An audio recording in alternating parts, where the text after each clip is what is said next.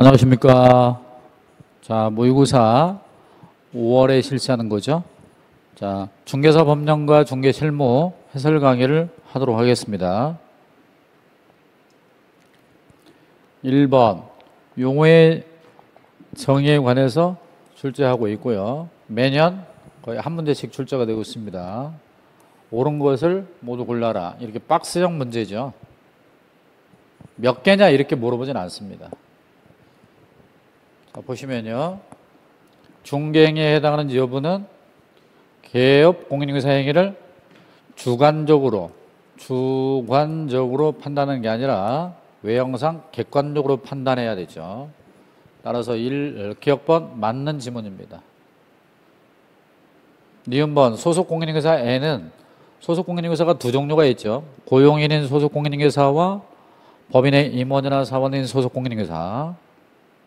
따라서 법인의 사원 또는 임원으로서 중개 업무를 수행하는 공인중개사가 포함되죠. 이 지문도 아주 시험에 잘 나옵니다. 맞는 문장이고 디귿번 당사자로부터 보수를 현실적으로 받지는 않고 단지 받을 것을 약속하거나 당사자에게 보수를 요구하는데 그쳤다면 돈을 받지는 않았잖아요. 인마이 포켓. 따라서 중개업에 해당한다 할 수 없어 맞는 문장입니다. 특히 기역, 니은, 디귿은 아주 잘 나오는 거죠. 다 맞는 거고 니을번 우연히 단 한 번이죠. 계속성이 없습니다. 따라서 임대차 계약을 종료하고 보수를 받았어도 단 1회 계속성이 없으니까 중개를 업으로 한 것이라 볼 수 없어 맞는 문장이죠. 따라서 옳은 거 골라라 그러면 전부 다 맞는 겁니다. 정답은 5번이 되겠습니다. 문제 2번은 중개사 자격과 자격증에 관한 거예요. 자, 틀린 걸 골라라 그랬습니다.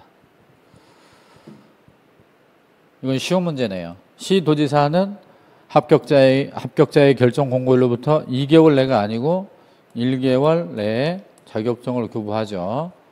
빨리 자랑해야 되니까. 여러분이 문제 푸실 때 뒤쪽에 자격증 교부 나오면 앞에 시도지사가 와야 되고요. 국토부 장관 그러면 틀리죠. 그리고 여기 기한이 자주 출제가 됩니다. 한 달 안에. 나머지는 다 맞는 거예요. 자격증 대여란 다른 사람이 그 자격증을 이용해서 중개사로 행세하면서 업무를 행하려는 것을 알면서도 모르면 안 되겠죠. 알면서도 빌려주는 거예요. 3번 무자격자가 중개사 업무를 수행했다면 자격증 대여에 해당하겠죠. 그러면 업무를 수행했는지 안 했는지 그 여부요. 그것은 도장을 누가 찍었냐에 따른 즉 형식적 기준으로 판단하는 게 아니라 실질적 업무를 누가 했냐로 따집니다. 형식적이 아니라 실질적으로 판단하는 거예요. 따라서 실질적으로 무자격자가 중개사 명의를 사용해서 업무를 했냐로 판단하니까 맞는 문장입니다. 일단 1번이 정답이고 4번 자격증 재교부 신청할 때는 재교부 신청서를 자격증을 교부한 시도지사 맞죠? 이거를 사무소 소재지 시도지사 그러면 틀리죠. 맞는 문장이고 5번 자격 취소가 됐어요. 자격 취소가 되면 3년간 결격이면서 3년간 시험도 못 봐요. 따라서 자격 취소가 되고 2년 됐을 때 3년 안 됐죠? 따라서 중개사가 될 수 없다는 건 시험 볼 수 없다 그 말입니다. 즉 응시할 수 없다는 얘기예요. 따라서 맞는 문장. 문제 3번 정책심의위원회에 관해서 틀린 것은 그랬습니다. 이것도 무난한 문제예요. 1번 위원장은 국토부의 제1차관 이상 없죠. 2번에 시험위원회 위원이 해당 안건의 당사자와 친족이었던 경우 이렇게 해당 위원이 당사자가 됐거나 또는 당사자와 배우자 관계였거나 친족 관계라거나 뭐 증언, 진술, 감정 등등을 했다. 친한 사이 그럴 때는 제척되는 거예요. 3번에 국토부 장관은 위원이 제척사회 하나에 해당하는데도 불구하고 회피하지 않으면 해촉할 수 있는데 위촉을 하는 사람이 해촉하는 거예요. 따라서 위촉을 국토부 장관이 했기 때문에 해촉도 국토부 장관이죠. 맞는 문장입니다. 4번 위원장이 부득이한 사유로 직무를 수행할 수 없을 때는 위원장이 미리 지명한 위원이 이를 대행합니다. 부득이한 사유로 직무를 수행할 수 없으니까 위원장이 미리 지명한 자가 대행을 하고 5번 심의위원회에서 중개보수의 변경에 관한 사항을 심의했다면 시도지사가 따라야 된다 그러는데 시도지사가 따라야 되는 건 딱 하나죠. 중개보수의 변경에 관한 게 아니라 시험 등 자격 취득에 관한 걸 시도지사가 따르는 거예요. 3번 문제에서는 5번을 주의하시면 되겠습니다. 5번이 틀린 정답이고 주의 지문은 4번, 5번 이런 데 좀 신경을 쓰면 되겠습니다. 여기도 위원장이 미리 지명한 위원 그래야지 이쪽은 부위원장이 없잖아요. 부위원장이 그러면 틀립니다. 정답 5번이고요. 문제 4번. 법인이 사무소를 개설할 때 등록 기준으로 옳은 것은 그랬습니다. 1번. 건축물 대장에 기재된 건물에 소유권에 의한 사무소 확보 그랬는데 꼭 소유권에 의한 확보가 아니어도 됩니다. 뭐만 있으면 되죠? 사용권만 있으면 돼요. 2번. 임원이라는 사원 전원이 연수교육 그랬는데 연수교육이 잘못됐습니다. 실무교육을 받는 거죠. 4번. 상법상의 회사 또는 협동조합 기본법상의 사회적 협동조합 그런데 사회적 협동조합은 비영리 법인이기 때문에 안 됩니다. 4번에 중개업이 포함된 법정 업무만 1+6 그러죠. 목적으로 설립될 거예요. 설립 목적에 관한 겁니다. 이건 맞는 거죠. 정답이고요. 4번 대표자는 중개사 해야 되고 대표자를 제외한 이거 맞습니다. 제외한 임원이나 사원의 2분의 1이 아니고 3분의 1 이상이 중개사 해야 돼요. 4번이 맞는 거고 나머지 다 틀렸습니다. 문제 5번 옳은 것 그랬습니다. 이거는 특정 파트가 아니라 전반적인 내용이죠. 1번 폐업기간이 1년 이내예요. 그렇다면 폐업 신고 전 위반 행위를 사유로 재등록 개공의 업무 정지함에 있어서는 폐업의 사유와 폐업의 기간을 고려해야 되니까 고려 대상이 아니다 틀렸습니다. 폐업 사유, 폐업 기간을 고려하는 거예요. 2번 벌금형이 결격인지를 판단할 때는 첫째, 중개사법 위반이어야 되고 300만 원 이상일 때예요. 그런데 벌금이 중개사법 위반이면서 200만 원밖에 안 되잖아요. 따라서 이 선고를 받은 자는 결격에 해당하지 않습니다. 따라서 3년이 경과되지 않았어도 등록할 수 없다가 아니라 등록할 수 있죠. 이거 틀렸습니다. 3번 휴업기간 중에 있는 계공은 다른 계공의 소공이 될 수 있다 그랬는데 다른 계공의 소공이 될 수 있냐 될 수 없냐는 이중 소속을 물어보는 거죠. 그런데 이중 소속은 언제나 안 됩니다. 평상시에도 업무정지 중에도 휴업 중에도 다 안 돼요. 따라서 될 수 있다 그러면 틀렸습니다. 4번 무등록업자가 거래 당사자와 체결한 중개보수의 약정은 유효하다 그랬는데 유효가 아니고 무효죠. 전부가. 5번 경매 등기가 된 건물도 중개대상물이 될 수 있습니다. 경매가 진행 중이라도 사고 팔 수 있잖아요. 따라서 옳은 문장은 5번이 되겠네요. 문제 5번 이중등록 이중소속 금지에 관해서 옳은 걸 모두 골라라. 기억번 A군에서 등록을 하여 중개업을 하고 있는 자가 다시 A군에서 관할구역 안에서 두 번째 등록을 했으면 이중등록에 해당합니다. 해당하지 않는다. 틀렸죠. 이중등록이라고 하는 건 관할을 같이 하든 관할을 달리 하든 다 안 되는 거예요. 니은번 이중으로 등록한 자에 대해서는 업무정지 그랬는데 틀렸죠.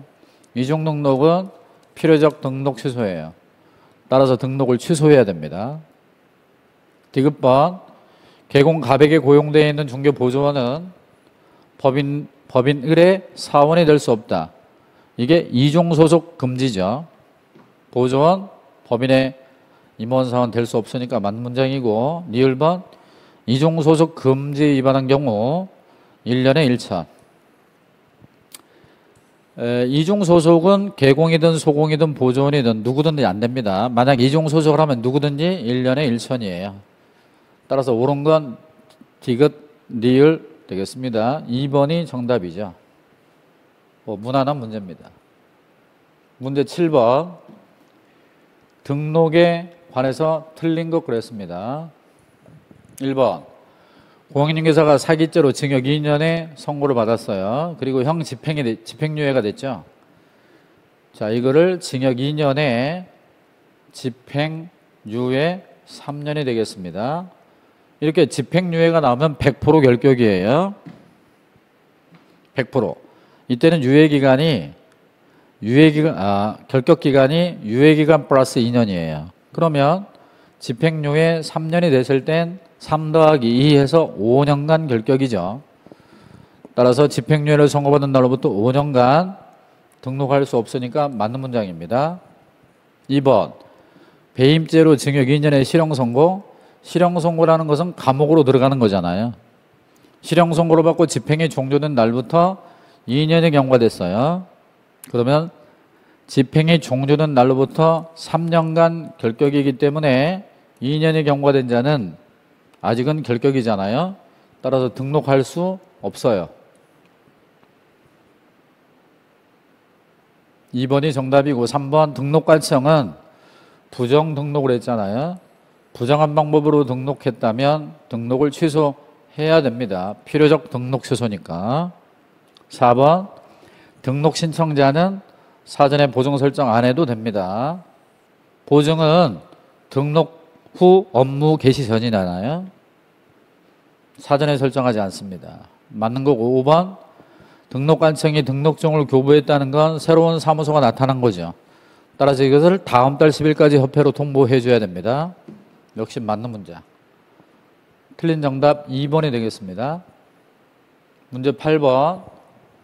사무소 설치 이전 등에 관해서 틀린 것 그랬는데 건축물 대장에 기재되었다면 보존 등기가 되지 않은 건물, 미등기 건물이죠.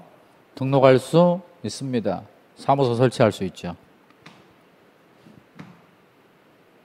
대장 기재 등기는 안 돼 있어요. 맞는 거고 2번 공인중개사는 휴업기간 중인 다른 개공의 사무소를 공동으로 사용하기 위해서 등록할 수 있다. 휴업 중인 개공에게 들어갈 수 있는 거고 업무정지 중인 경우는 못 들어가요. 그런데 지금은 휴업기간 중인 다른 개공의 사무실로 가는 거니까 가능한 얘기예요. 등록할 수 있고요. 3번 분사무소는 주된 사무소가 속한 시군구에 설치할 수 있다. 이건 안 되죠. 주된 사무소가 속한 시군구를 제외한 밖으로 나가야 돼요. 따라서 그 본사가 있는 쪽에는 설치할 수 없어요. 따라서 정답 틀린 거 3번이 되겠습니다. 4번 다른 법률에 따라 중개업을 할 수 있는 법인이 뭐죠? 특수법인입니다. 특수법인의 분사무소에는 공인중개사를 책임자로 두지 않아도 되죠. 이거는 아주 자주 나오는 겁니다. 5번 중개사무소로 등록관청 하나를 외지역 밖으로 이전했어요. 그러면 신고는 이전 후에 중개사무소 하나를 등록관청에 신고합니다. 우리가 집 이사 가잖아요. 주거 이전 전출 신고가 아니라 전입 신고죠. 따라서 이전 후에 관청 맞습니다. 아주 쉬운 문제예요. 문제 9번 인장 등록 틀린 거 그랬습니다. 보조원은 인장 등록 의무가 없죠. 이번에 소속 공인중개사의 인장의 크기는 가로세로 각각 730, 7mm 이상, 30mm 이내 730 정확합니다.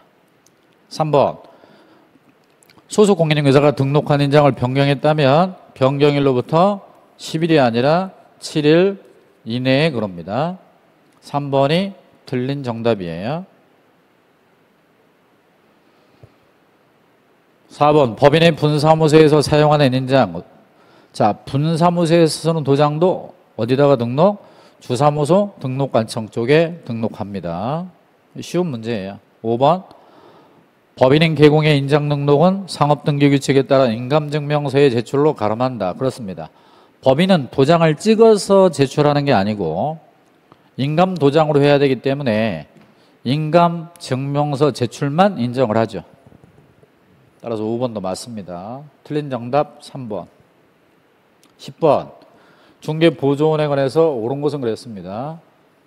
1번 공인중개사가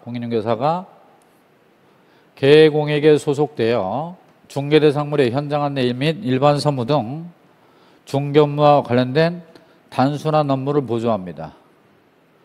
공인중개사가 단순한 업무를 보조했다 하더라도 소속 공인중개사의 임이 분명하죠. 따라서 보조원에 해당한다 그러면 틀리죠. 자격증을 따서 중요한 일을 하든 허드렛 일을 하든 다 소공이에요. 따라서 보조원에 해당한다 그러면 틀렸고 2번 중개보조원의 고용신고는 전자문서로 할 수 있습니다. 따라서 전자문서로 제출할 수 없다 틀렸죠. 우리 중개사법에 전자문서로 할 수 있는 것들이 고용신고 그리고 인장등록 그리고 휴업신고했다가 재개신고하는 거 그리고 변경신고하는 거 고, 인, 재, 변 이건 전자신고가 되죠. 따라서 2번도 틀렸습니다. 보조원이 업무정지 사유를 위반한 경우 등록관청은 그를 고용한 개공에게만 업무정지할 수 있다. 개공이 보조원을 고용했을 때 보조원이 법을 위반했고 그 위반 행위가 업무정지 사유라면 보조원에게 업무정지할 수 없잖아요. 개공에게만 업무정지할 수 있으니까 정답은 3번이 되겠습니다. 4번 중개보조원으로 외국인 고용할 수 없다. 아닙니다. 소공이든 보조원이든 외국인 고용할 수 있어요. 5번 보조원의 업무상 행위는 그를 고용한 개공행위로 추정하는 게 아니라 간주하죠. 간주한다 또는 개공행위로 본다 그래야 됩니다. 틀렸죠. 뭐 자주 나오는 건 아닌데 추정이냐 간주냐 그러면 간주 그래야 됩니다. 정답 3번이고요. 11번 틀린 거 사무소 관련. 자, 개공은 말이에요. 5개 광고물 나왔습니다. 간판이죠. 간판에는 뭘 써야 됩니까?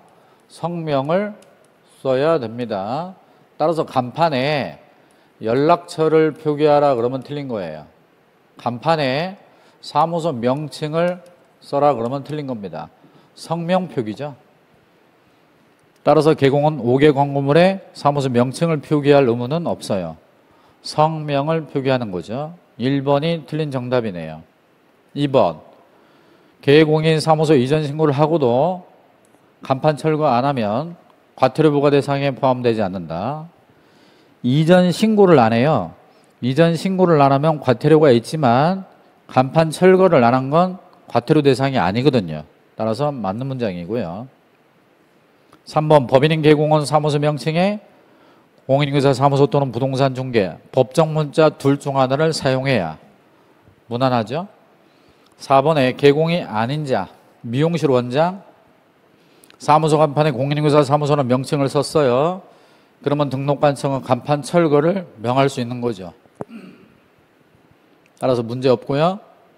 5번 법인인 개공이 의뢰받은 물건에 대해서 법령에 따른 표시 광고하는 경우 대표자의 성명 법인이면 대표자의 성명을 명시하는데요. 이게 물건 광고를 할 때 사무소 정보, 개공 정보를 오픈하라는 얘기입니다.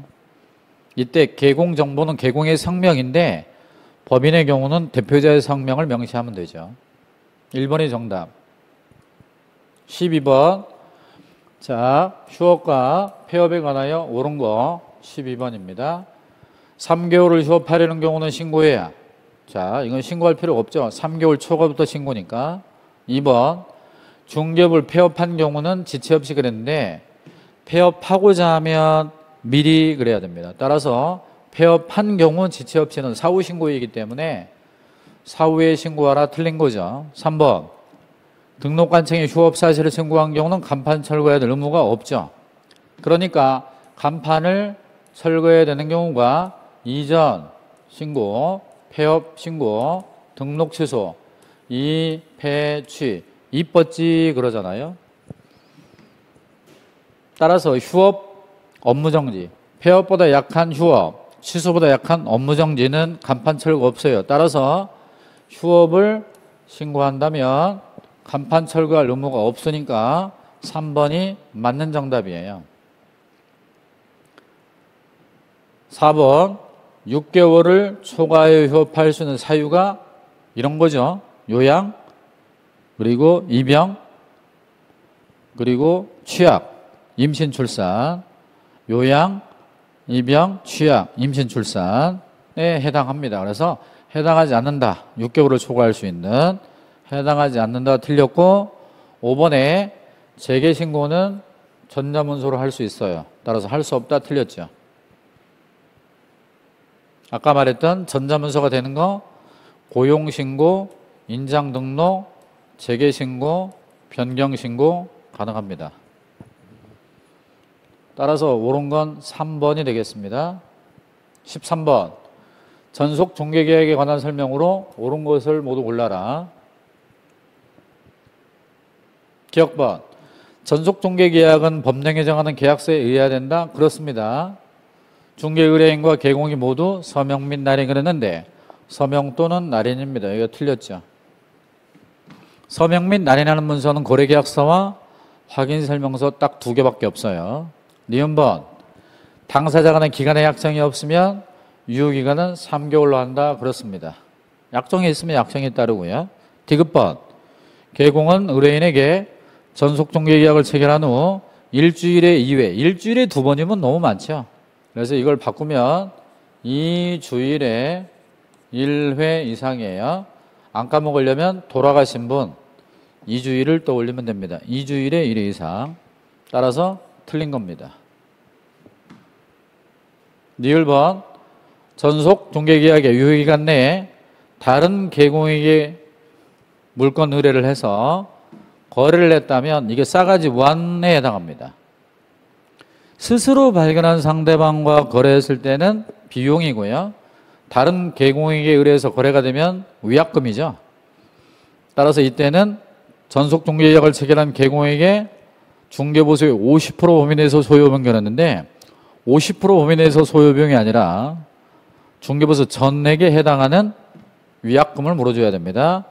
따라서 50% 부분과 소요 비용도 틀린 거예요.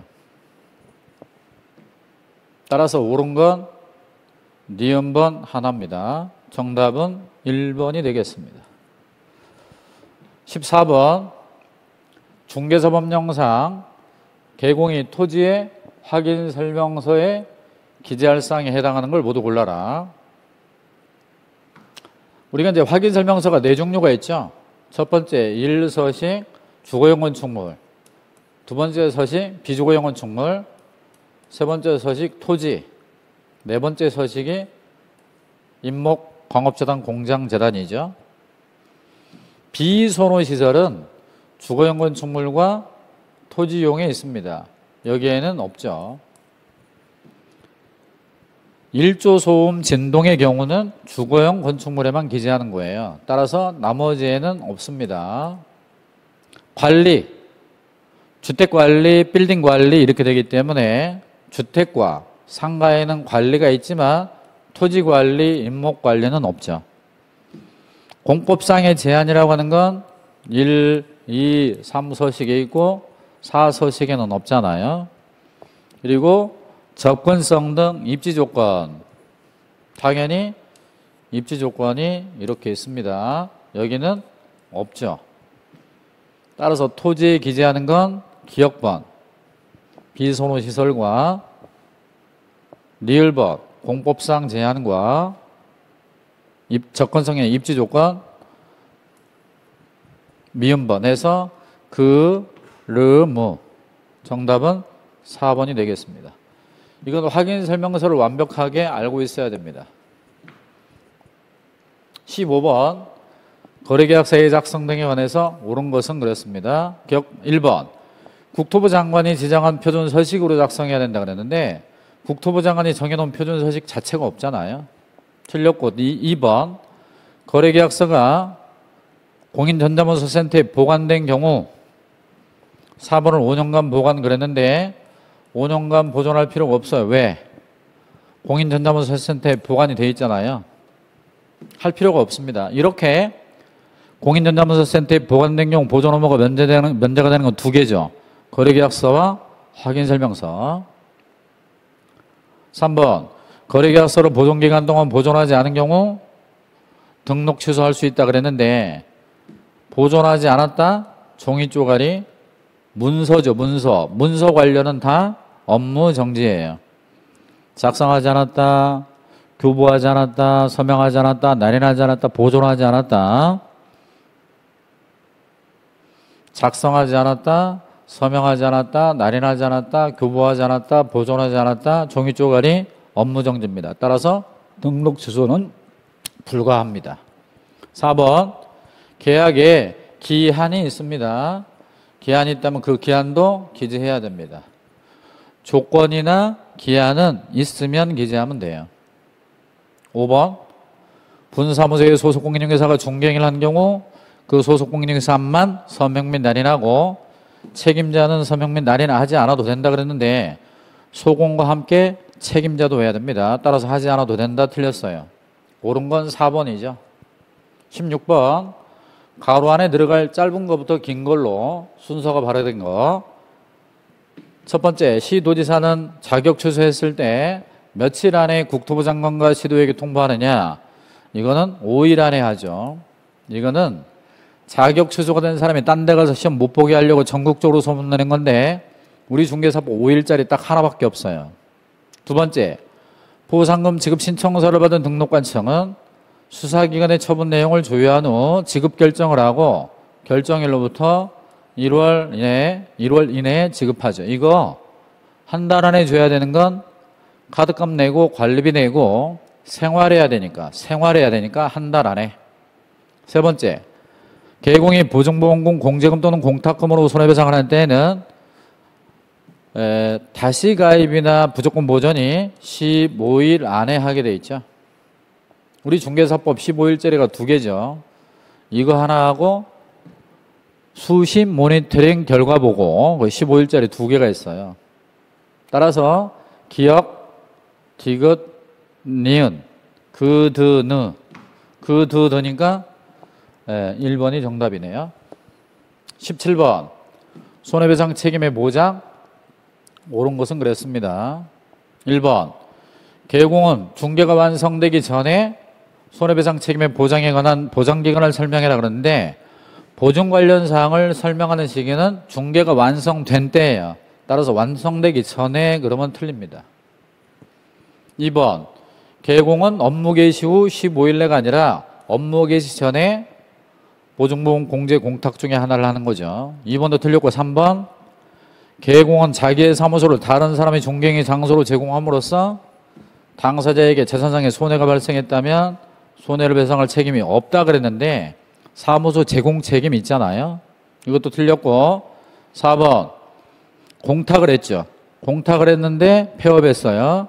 5년이 아니라 3년 이내에 회수할 수 없다 그래야 돼요. 5년이 아니고 3년. 정답은 5번이죠.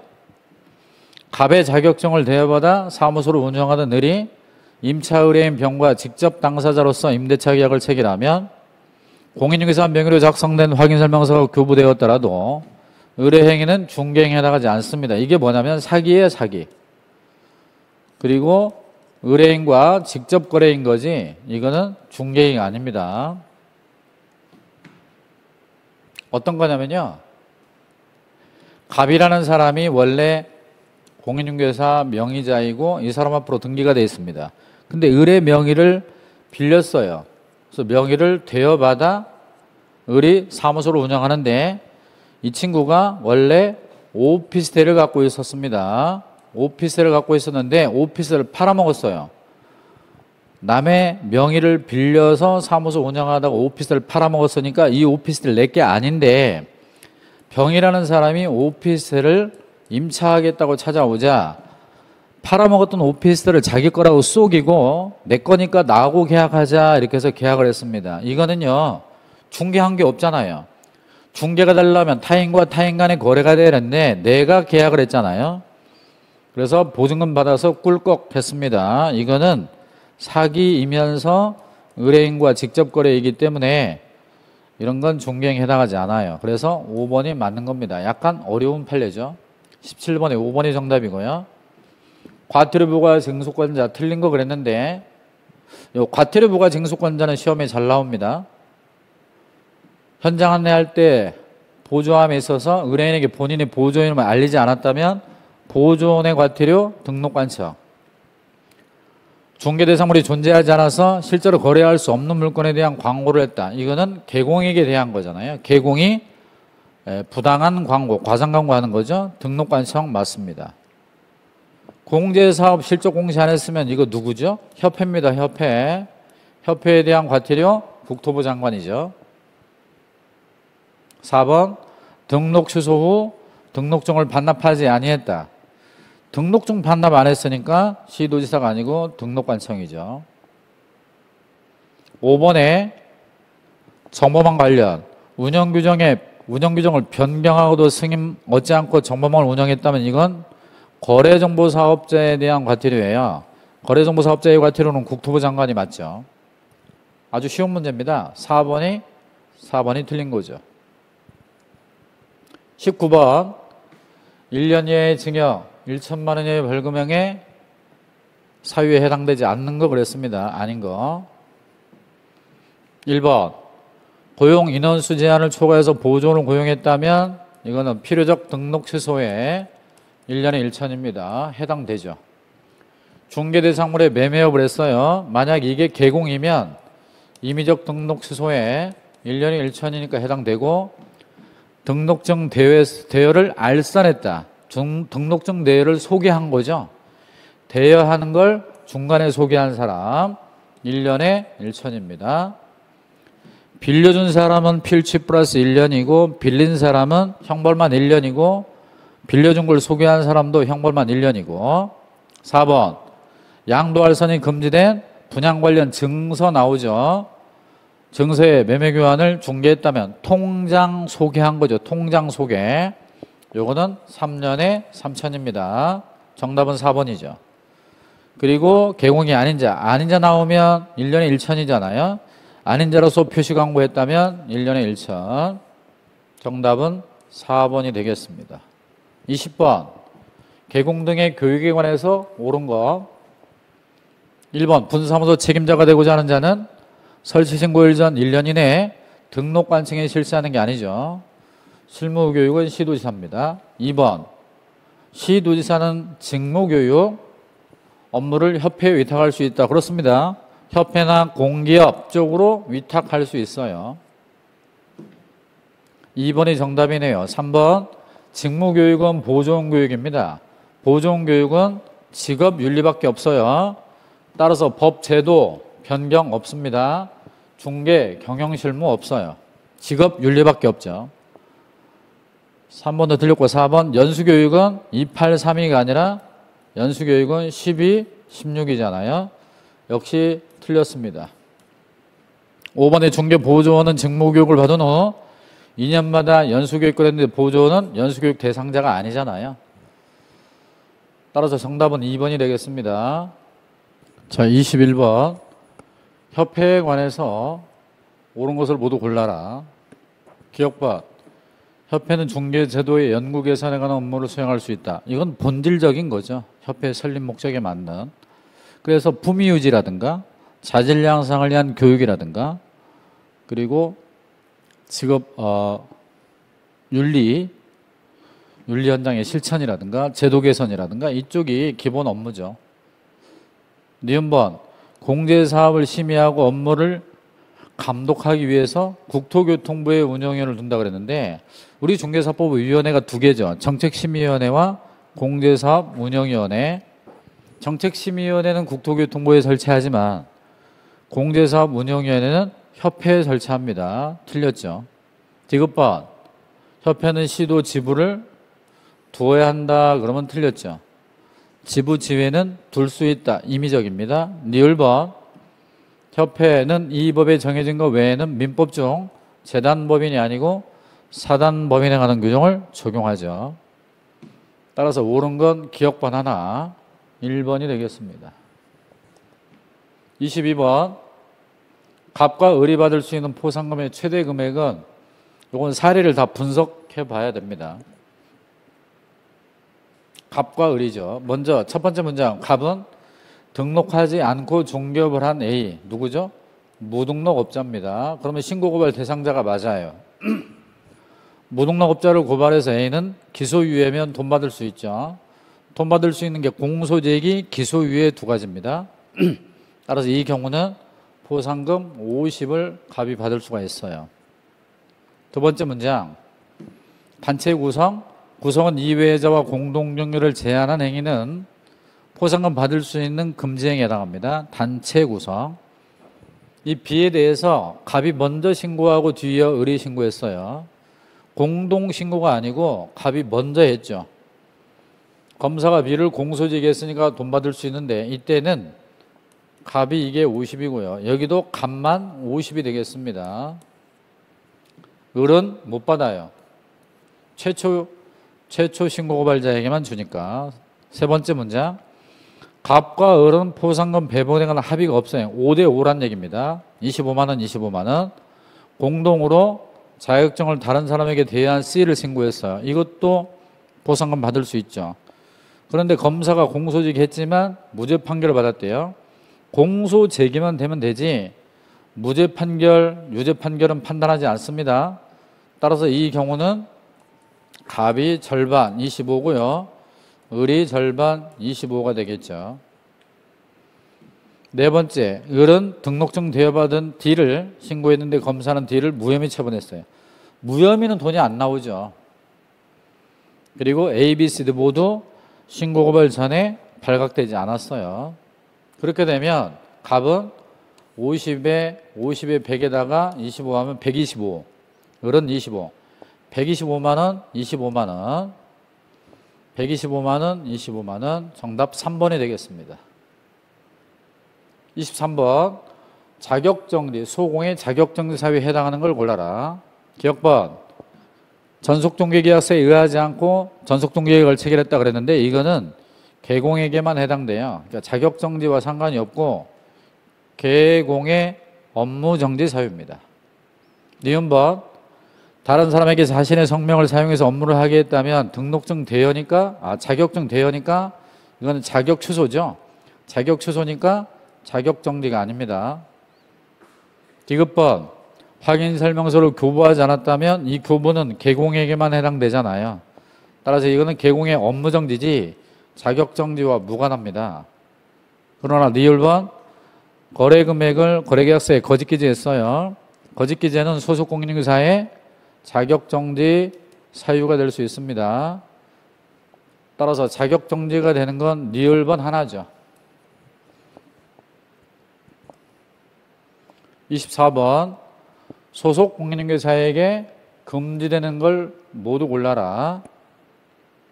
기억번 주택의 분양을 대행하고 법정 보수를 초과해서 금품 받는 거 이건 중개업이 아니잖아요. 그러니까 금지되는 게 아닙니다. 니은번 확인 설명하는 거예요. 소속공인중개사가 확인 설명할 수 있잖아요. 그러니까 이거는 적법이기 때문에 금지되지 않습니다. 디귿번 정당한 사유 없이 개공 등의 정당한 광고를 방해했죠. 이거는 업무방해예요. 따라서 디귿번은 금지행위에 해당합니다. 니을번 중개 의뢰인인 소유자로부터 사무처를 위탁받은 수임인과 직접 거래했죠. 직접 거래 역시 금지행위죠. 따라서 소속공인중개사에게 금지되는 건 디귿, 니을 해서 2번이 정답이에요. 25번 등록을 취소해야 하는 경우 그랬습니다. 필요적 등록 취소죠. 사례형으로 나왔습니다. 이게 우리가 상습 가중이라는 거잖아요. 기억번 최근 1년 이내에 2번의 업무정지를 받았어요. 그리고 다시 과태료 처분에 해당을 행했다면 만약에 이 자리에 업무정지에 해당하는 행위를 했다 그러면 필요적 등록 취소지만 이거는 업무정지 사유에 불과합니다. 니은번 최근 1년 이내에 중개사법에 의해서 한 번의 업무정지와 두 번의 과태료 합의 3번이죠. 합의 3번인데 그중에 한 번이 업무정지잖아요. 또 한 번 업무정지에 해당하는 행위를 했다면 이거는 임의적 등록 취소, 임취사유죠. 디귿번 최근 1년 이내에 중개사법에 의해서 두 번 업무정지, 한 번의 과태료 합의 3번인데 3번 중에 2번의 업무정지가 있었어요. 그리고 또다시 업무정지에 해당하는 행위라면 필요적 등록 취소가 맞습니다.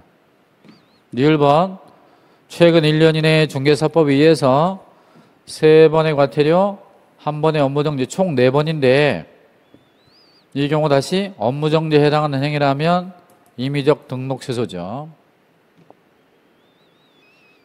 자, 그래서 필요적 등록 취소, 등록을 취소해야 되는 경우는 디귿번 하나입니다. 2번이 정답이네요. 26번 자격 취소와 자격 정지 관련 옳은 것 그랬습니다. 1번 공인중개사가 자격 정지를 받고 정지 중에 다른 계공이 소공이 됐어요. 정지 중에 까불었죠. 그러면 자격 정지가 아니고 자격 취소예요. 정지 중에 까분 거. 2번 계공이 자격 정지를 받은 소공으로 하여금 자격 정지 중에 업무를 하게 했어요. 그러면 자격 취소가 아니라 등록 취소 사유입니다. 등록 취소. 3번 시도지사는 자격 정지를 한 사실을 국토부 장관에게 통보를 했는데 장관에게 통보하는 건 자격 정지가 아니고 자격 취소가 그렇습니다. 시험을 못 보게 하려고 그러는 거잖아요. 4번 자격종교부 시도지사와 사무소 관할 시도지사가 서로 다를 땐 자격종교부 시도지사가 자격 취소에 필요한 절차를 이행한다 그랬는데 자격 취소의 절차, 청문 절차는 자격종교부 시도지사가 아니라 사무소 소재지 관할 시도지사가 하죠. 따라서 4번도 틀렸고 5번 공인중개사가 공인중개사 직무 관련 형법상 횡령죄로 징역 1년에 집행유예 2년을 받았죠. 그러면 징역 1년 선고를 받은 거예요. 이렇게 형법을 위반해서 범죄단체 조직죄, 사문서 위조, 변조, 행사죄, 그리고 사기죄, 횡령죄, 배임죄 등등으로 금고 이상의 형을 받았다. 중개사 직무 관련해서. 그러면 자격 취소거든요. 따라서 공인중개사 직무 관련 형법상 횡령죄로 징역 1년의 선고를 받았으니까 자격 취소 사유가 맞습니다. 정답은 5번이죠. 27번 수수료 납부 대상자에 해당하는 것은 몇 개인가 그랬습니다. 기억번 분사무소는 신고 확인서 재교부 시 수수료가 있습니다. 만약 제자가 빠져가지고 교부 그러잖아요. 교부는 수수료가 없습니다. 자격증 교부, 등록증 교부, 신고 확인서 교부 3가지는 수수료가 없어요. 그러나 재교부는 있죠. 그리고 니을번 등록을 신청할 때 있습니다. 그러나 자격시험에 합격해서 자격증을 처음으로 교부 수수료 없어요. 폐업신고 수수료 없어요. 고용신고 수수료 없어요. 따라서 수수료 있는 건 기억, 니을 2개가 되겠습니다. 정답은 2번이고요. 28번 부동산 거래 신고 관련 틀린 것은 그랬습니다. 1번은 일방이 국가예요. 그러면 국가가 단독 신고서 제출이니까 타당합니다. 2번 매매계약을 체결하고 계약이 해제가 됐을 때 당사자는 해제가 확정된 날로부터 30일 내에 그리고 공동으로 맞습니다. 이게 이제 단독으로 그러면 틀려요. 3번 개공이 거짓 신고를 하도록 요구했어요. 제3자죠. 제3자가 요구했을 땐 500만 원 이하의 과태료가 맞고 거짓 신고를 개공이 했어요. 그러면 그 개공은 취득가액의 10% 이하의 과태료입니다. 4번의 등록관청은 신고 내용에 누락된 게 있으면 보완하게 할 수 있습니다. 이상 없고요. 5번 거래대금 지급증명 자료 이거를 안 내거나 거짓 제출하잖아요. 그러면 취득가에게 다시 거래대금 지급증명 자료를 제출하지 않거나 거짓 제출하면 3천만 원 이하의 과태료가 들어옵니다. 따라서 취득가에게 10% 이하, 100분의 10 이하의 과태료 틀렸어요. 3천만 원 이하입니다. 따라서 틀린 정답 5번이 되겠습니다. 29번 주거용 건축물 확인설명서에 기재할 세부사항에 해당하지 않는 거 주거용 건축물이죠. 그러면 주거용 건축물의 확인설명서는 1번 서식이고 비주거용 건축물은 2번 서식인데 각각 시설 쪽에 소방칸이 있어요. 소방. 주거용 건축물의 경우는 단독 경보용 감직이라는 걸 기재하고 비주거용 건축물에는 소화전, 비상벨을 기재하잖아요. 그렇다면 지금은 주거용 건축물이기 때문에 소화전이 해당이 없다. 진동 들어가겠죠. 그리고 난방, 연료공급 들어가고 배수도 들어가죠. 그리고 바닥도 들어가고요. 바닥면. 연습이 좀 된 사람들은 3번 소화전 쉽게 찾을 수 있습니다. 30번 개공갑이 의뢰 일반주택을 7천만 원에 매매성사시키고 갑이 위 주택을 보증금 2천에 월세 20으로 2년짜리 임대차를 중개한 경우 비교했을 때 갑이 을에게서 받을 수 있는 중개보수의 최고 한도액의 차이는 그랬습니다. 그러면 7천만 원 매매 중개보수 계산하면 5천에서 2억 사이가 0.5잖아요. 그러면 7천만 원이면 5천원 35만 원입니다. 한도가 80이니까 적은 거 35가 맞습니다.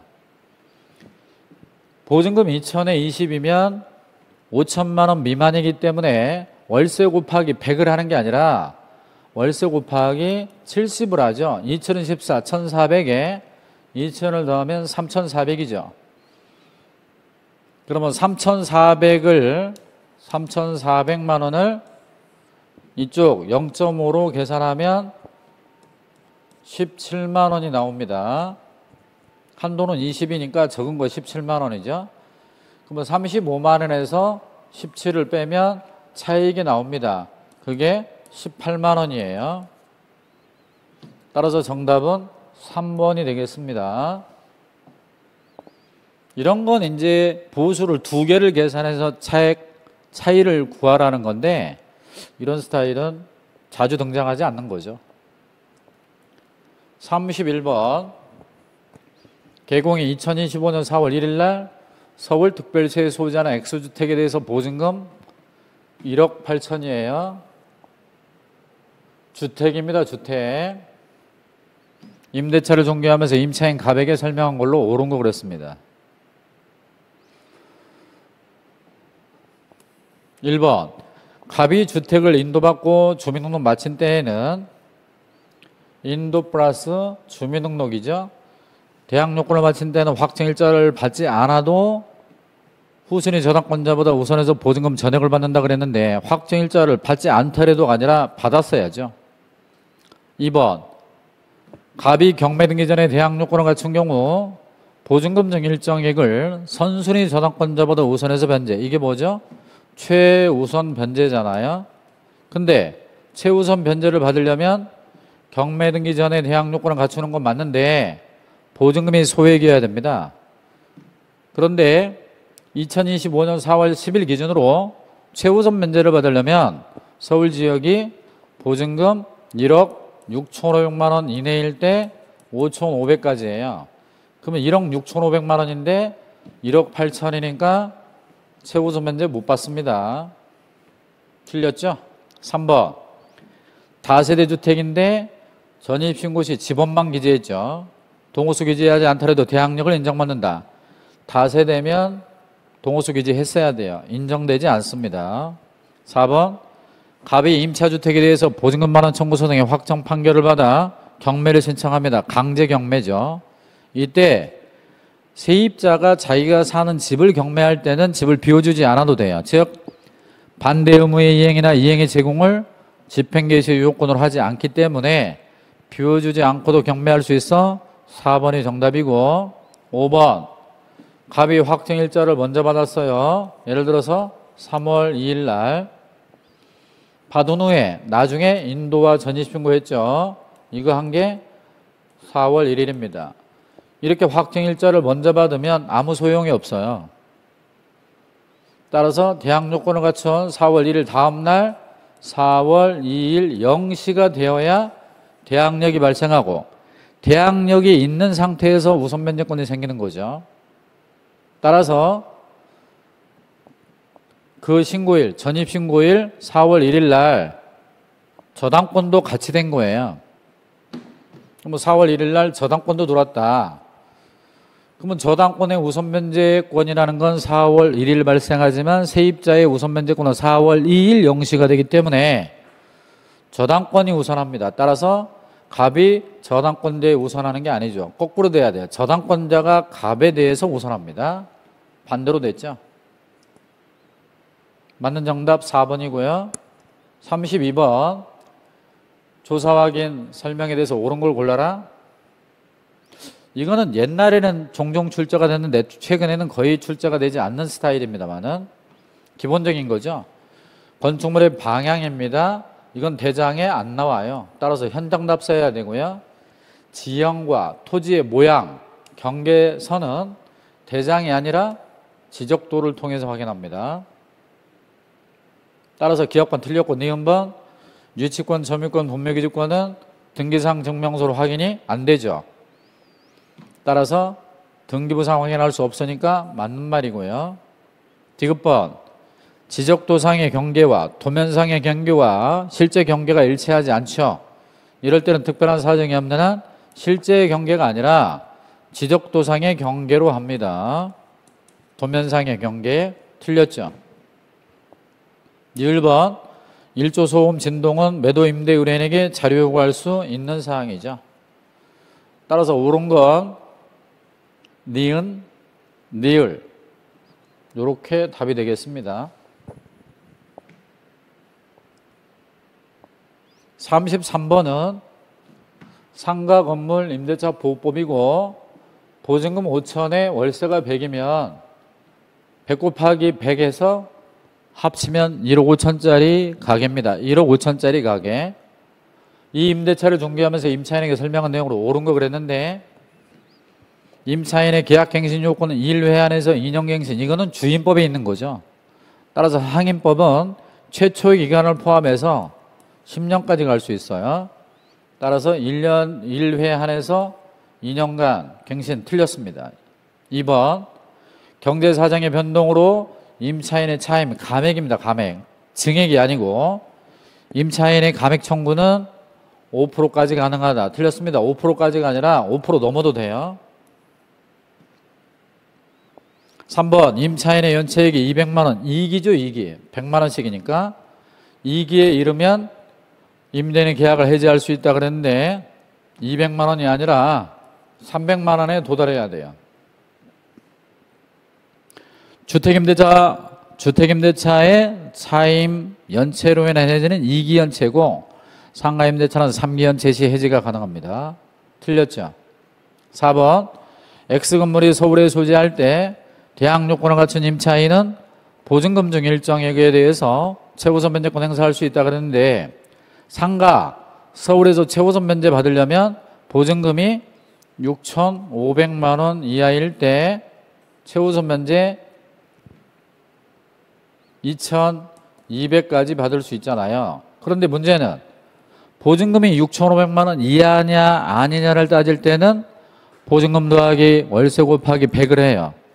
주택의 경우는 1억 6,500만 원 이하냐 아니냐를 보증금만으로 하는데, 상가는 보증금 더하기 월세 곱하기 100을 하기 때문에 이거 6,500만 원 이하의 상가가 6,500만 원 이하의 상가가 아니고 1억 5천만 원짜리 상가이므로 최우선 면제 행사할 수 없어요. 5번 임차인이 건물의 일부를 중대한 과실로 파손했죠. 이때 파손은 고의나 중대한 과실이죠. 고의나 중대한 과실로 파손했다면 임대인은 임차인의 계약갱신 요구를 거절할 수 있으니까 정답은 5번이 되고 나머지 다 틀린 건데 난이도가 꽤 있습니다. 특히 4번이 제일 까다롭죠. 지금 34번은 대리인 등록 관련 규칙입니다. 대법원 규칙 옳은 거 그랬는데 1번 대리인 등록한 개공이 사무소 이전하며 7일이 아니라 10일 이내입니다. 그러니까 사무소를 이전하면 시장군수구청장, 중개사법 등록관청으로도 10일 내, 지방법원장에도 10일 내에 신고합니다. 2번 대리인으로 등록된 개공은 대리행위함에 있어서 소공을 대리 출석하게 할 수 없어요. 직접 출석해야 됩니다. 이거는 역사상 가장 많이 나온 거죠. 개공의 직접 출석. 3번 대리인으로 등록된 개공 등록 취소가 됐어요. 중개사무소 개설 등록이 취소가 됐을 때 지방법원장도 대리인 등록 취소해야 됩니다. 그러니까 왼쪽의 등록 취소는 오른쪽의 등록 취소로 직결되는 거죠. 따라서 3번이 맞는 거고요. 4번 대리인으로 등록된 개공은 대리의 위임을 받았을 때 부당한 매각 허가 결정에 대해서 항고할 수 있다 그랬는데 항고는 안 됩니다.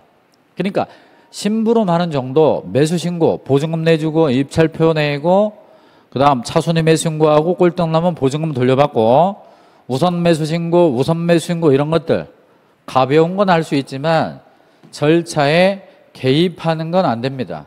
그러니까 예를 들면 항고 같은 거 안 되고요. 매각기일 바꿔달라, 매각기일 변경 신청 안 되고요. 그리고 인도 명령 안 되고요. 명도 소송도 안 됩니다. 절차에 개입하는 건 안 돼요.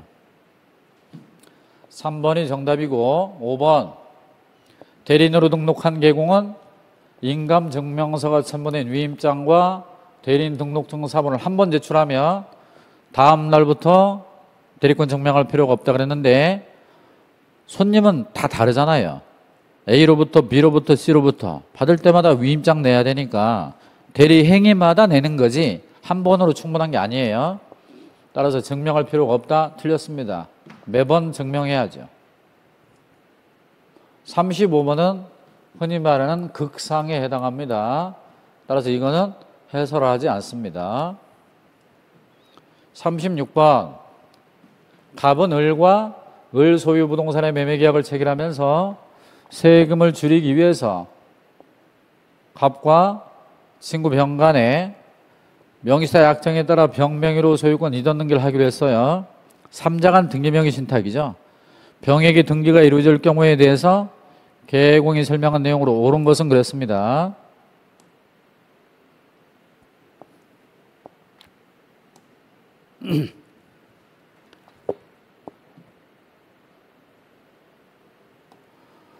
자, 이런 거죠. 갑이라는 사람이 을이라는 사람으로부터 부동산을 샀죠. 이쪽이 지금 매도인이고 이쪽이 지금 매수인이에요.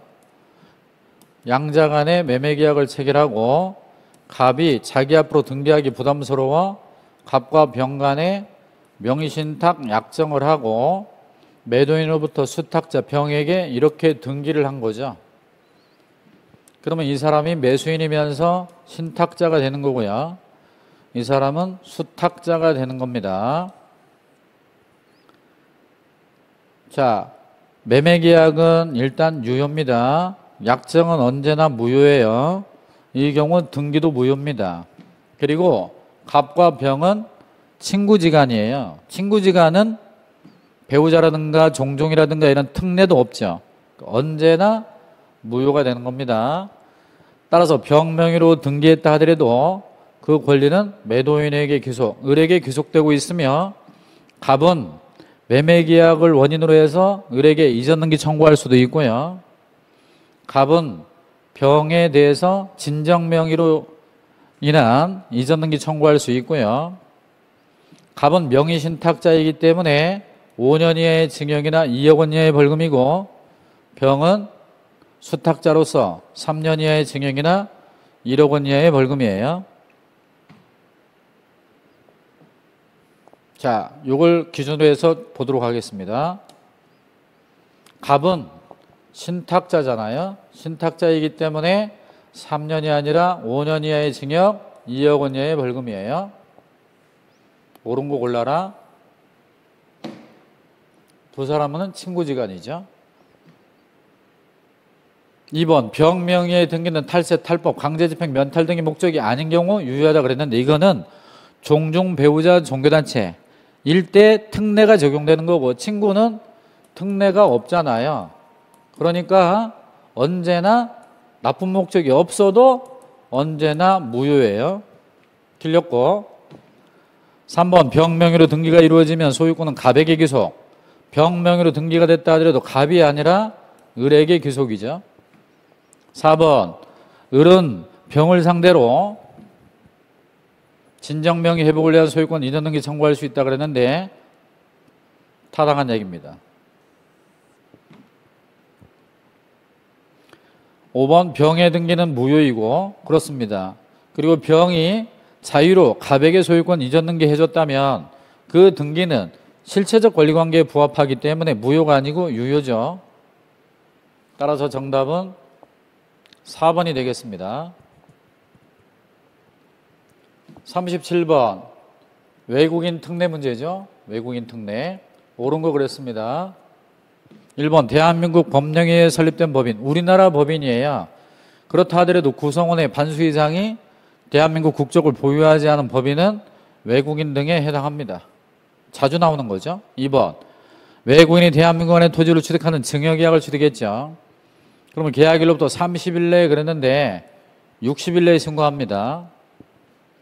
부동산 거래 신고는 30일 내에 외국인 계약으로 인한 취득 신고 60일, 계약 외 6개월, 계속 보유 6개월. 그렇죠. 3번 합병은 계약 외 원인이죠.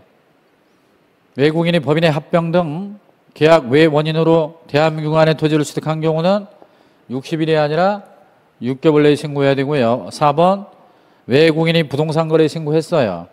그럼 외국인 취득 신고를 할 필요가 없죠. 신고를 2번 할 필요가 없잖아요. 따라서 부동산 거래 신고로 30일 내에 했다면 외국인 취득 신고 60일 내에 또 할 필요가 없다는 얘기입니다. 5번 대한민국 안에 토지를 가지고 있는 대한민국 국민이 외국인으로 변경됐어요. 근데 계속 보유하려고 그래. 그런데 계속 보유 신고를 안 하면 300만 원 이하의 과태료가 아니라 이것은 100만 원 이하의 과태료입니다. 정답은 1번이 되겠습니다.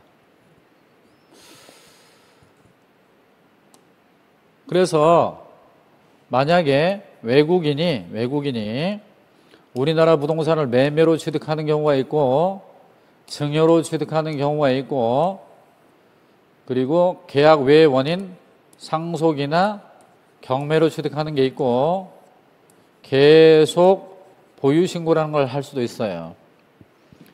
매매 계약의 경우는 부동산 거래 신고를 해야 됩니다. 증여나 상속의 경우, 증여나 경매의 경우는 외국인 취득 신고를 해야 됩니다. 계속 보유 신고하는 거고요. 자, 이거는 30일 내에 신고해야 되고 이거는 60일 내에 신고해야 되고 이거 두 개는 6개월 이내에 신고해야 되며 제때 신고 안 하면 500만 원 이하의 과태료고 거짓 신고는 취득가액의 10% 이하의 과태료입니다. 그 다음에 이거는 300만 원 이하의 과태료고 거짓 신고도 300만 원 이하의 과태료고 여기는 100만 원 이하의 과태료고요. 거짓 신고도 100만 원 이하의 과태료예요. 그러니까 30일이 제일 세고 그 다음에 60일이고 6개월인 거예요. 500, 300, 100, 100, 500, 300, 100, 100 이렇게 내려가죠. 38번 장사법 틀린 거 그랬습니다. 개인 묘지는 20호 이상의 인가가 밀집된 지역으로부터 500이 아니라 200m 이상 떨어져야 됩니다.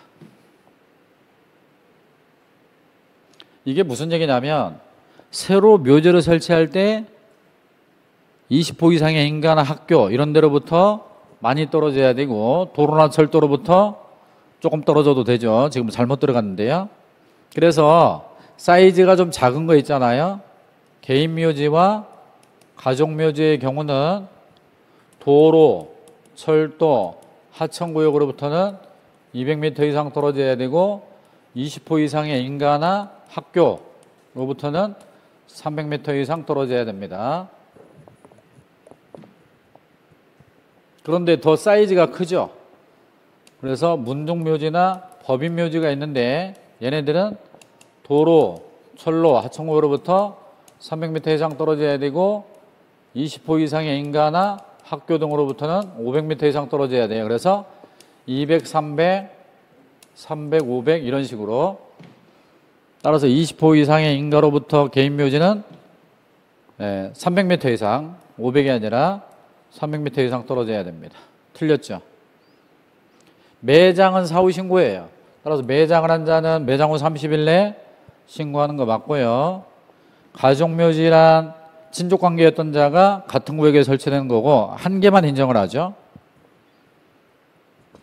4번에 시장 등은 민법에 따라 설립된 재단법인에 한정해서 법인묘지의 설치 관리를 허가할 수 있어요. 이거 사단법인이라고 하면 틀려요.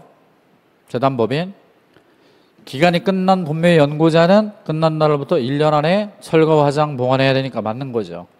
따라서 1번이 틀린 정답이고 39번 법원 경매 이거 차순위 매수신고 문제예요. 법원에 대리인 등록을 한 개공갑은 을로부터 위임받고 갑은 법원에서 정한 최저 매각가 10억짜리입니다. 이 차례 참여했고 최고가가 20억이에요. 지금 갑이 을의 차순위 매수 신고를 대리하려면 신고액이 최고가 매수 신고 금액 20억에서 최저가에 대한 10% 보증금 내잖아요. 그럼 20억에서 1억을 빼요. 그러면 19억이 되잖아요. 19억을 넘는 때만 할 수 있어요. 차순위 매수 신고를. 최고가 매수 신고액에서 보증액을 뺀 것보다 높아야 됩니다. 따라서 차순위 매수 신고하려면 신고액이 19억 원을 넘어야 됩니다. 정답은 5번이죠. 어려운 문제가 아니에요. 40번 부동산 거래 신고서 작성 방법 옳은 거 그랬습니다. 기억번 거래 당사자가 다수인 경우 매도인 또는 매수인의 성명란이 아니라 주소란에 그래요. 주소란에 틀렸습니다. 거래 지분 비율 표시하는 거. 근데 요거는 그렇게 나올 확률이 좀 적은데 한번 연습해 보시기 바랍니다. 니은번 전매계약, 분양권 전매, 입주권 전매계약의 경우 물건별 거래가격 나라는 분양가, 발코니 확장 비용 등 선택 비용과 추가 지급액, 그러니까 옵션 비용과 프리미엄을 각각 적는데 그 비용에 대해서 부가세가 있으면 부가세를 포함한 걸로 적어요. 그러나 기존의 건축물 같은 경우는 부가세 제외죠. 디귿번 종전부동산란에는 입주권 매매의 경우에만 기재하는 거 맞고 종전부동산 적죠. 이때 주의할 점이 분양권의 경우에만 그러면 틀려요. 입주권의 경우에만 적는 거예요. 맞는 거고 니을번 계약의 조건이나 계한이 있다면 조건이나 계한을 붙인 경우에만 적으면 되죠. 없으면 안 하고 있으면 하는 거예요.